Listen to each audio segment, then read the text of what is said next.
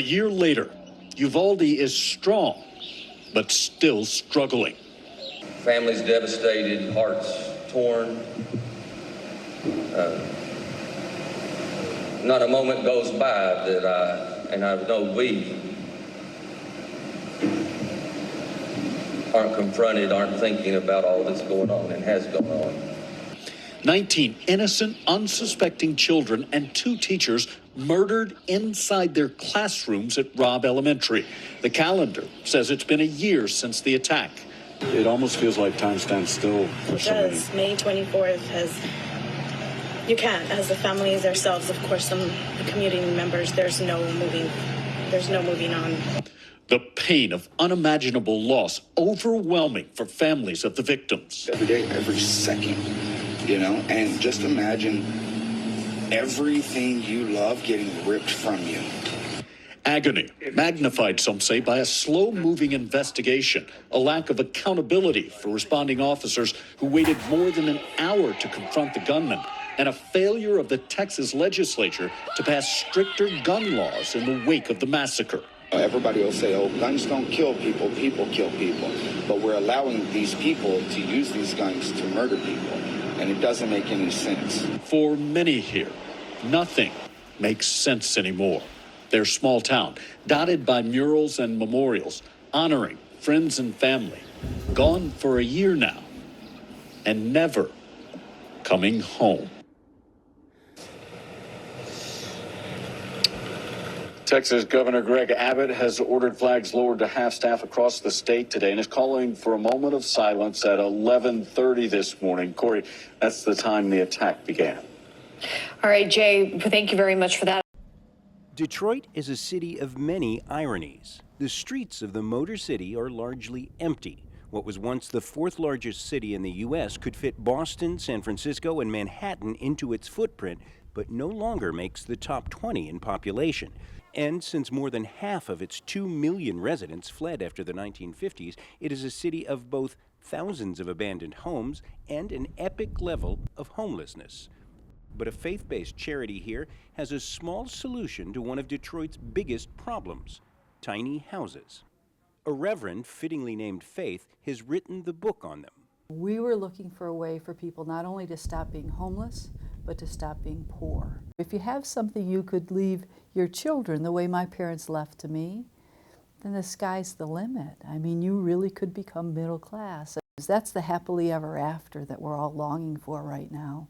In August, Detroit's Cass Foundation built the first 7 homes, from bungalows to Frank Lloyd Wright style to Tudors, that low-income buyers can pay off at a rate of $250 to $400 a month in just 7 years. For Keith McElveen, who spent 12 years in prison, home means a fresh start. And how do you like it? Love it. And why? Because it's mine.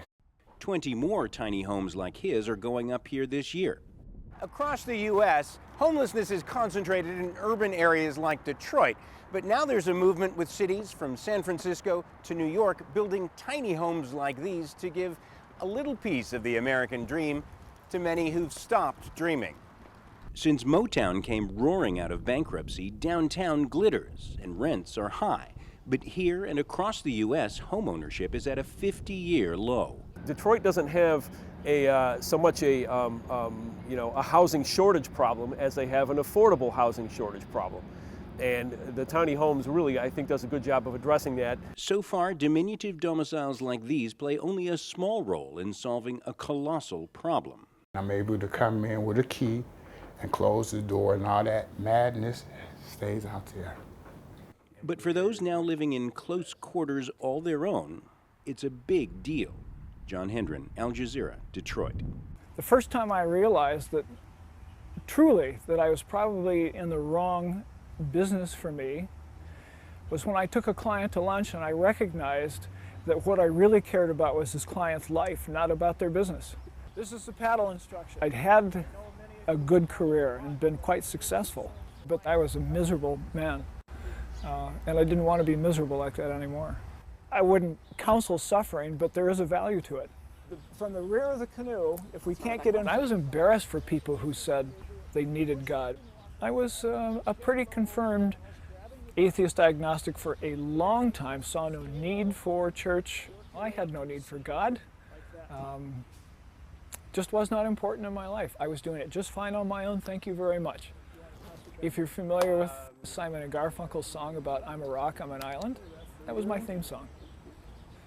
And then I went through this midlife crisis. My wonderful wife called Outward Bound and she says, what is the hardest trip you have? And they said, oh, well, it's dog sledding at the beginning of February. It's about 40 below at night, and it's 10 below during the day, maybe.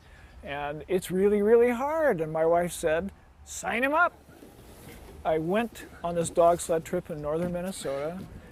As an agnostic, I walked into the woods for the adventure as an agnostic, and I walked out of those woods knowing that I'd been touched by God in a way that was undeniable.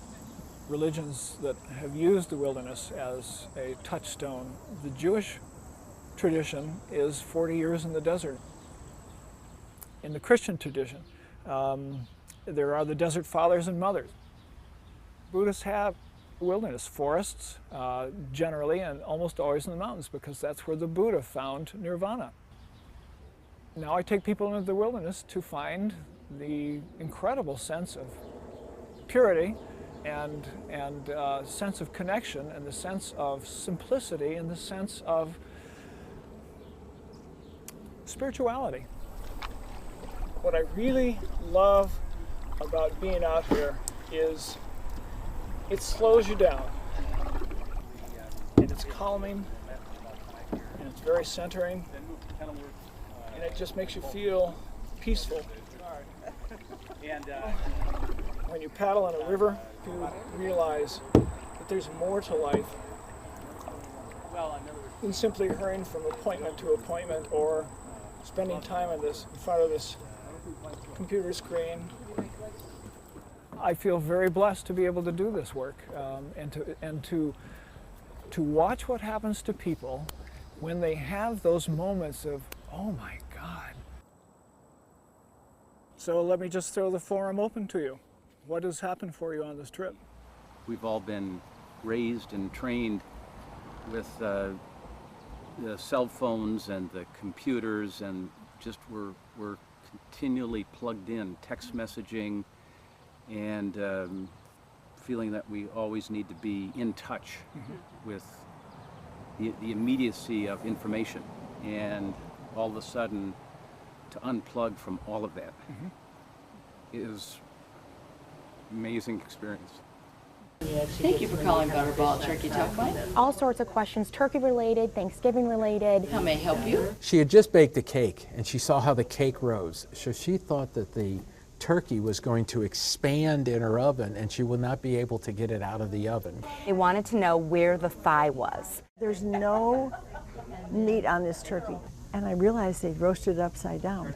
Some of the most fun ones are when people are basically being confessional. I'm in the closet, I'm in the hallway closet, and I'm like, what are you doing in the hallway closet? We just want to be there to set them at ease. She's like, my in-laws are here, I've never cooked a turkey before, it's in the oven. Yeah, we do have panicky questions. I don't know if it's done, I don't know how to carve it, I don't know what to do. They're just calling to tell, this is what I did, and I just feel like I need to share it with someone. You can put it in there if you like. And she said, I put my turkey in a snowbank last night because, you know, actually it would be a great place to, you know, to thaw it. Breathe, we're gonna get through this. It snowed 12 inches that night. How can I help you? She calls us up the next day and she says, I can't find my turkey. So you need to keep it in the original wrapper. Well, he lived in Hawaii, and he put it in the lagoon, and when he went back for it, it was gone.